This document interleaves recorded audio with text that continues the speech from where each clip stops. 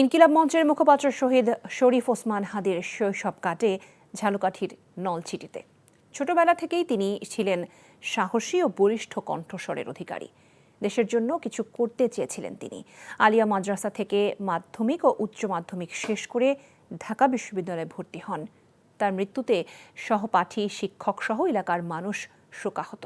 ঝালকাঠি থেকে AKM সবুজের পাঠানো তথ্য ছবিতে দেখুন জীবন আহমেদের ডেস্ক রিপোর্ট।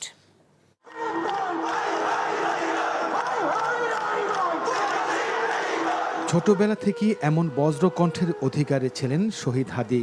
সবসময় অন্যায়ের বিরুদ্ধে তার ছিল শক্ত প্রতিরোধ।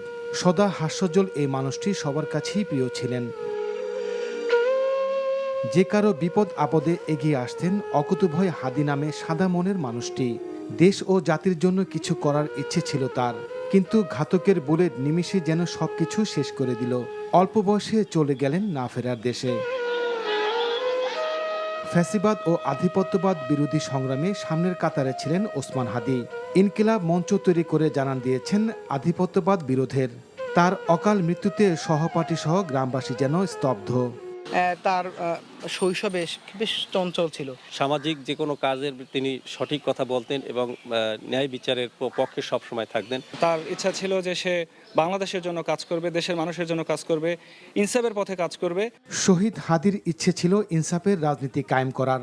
ওসমান হাদি সে শহীদ হয়েছে, সে মরে নাই, এবং সেই শহীদ জন্য সারা জীবন এই বাংলার বুকটো যে কদিন থাকবে সে কদিন যেন ইতিহাস পড়ে মানুষ জানে একজন হাদি আমাদের ছিল, একজন ওসমান হাদির জন্ম এই বাংলাদেশের মাটিতে হয়েছিল।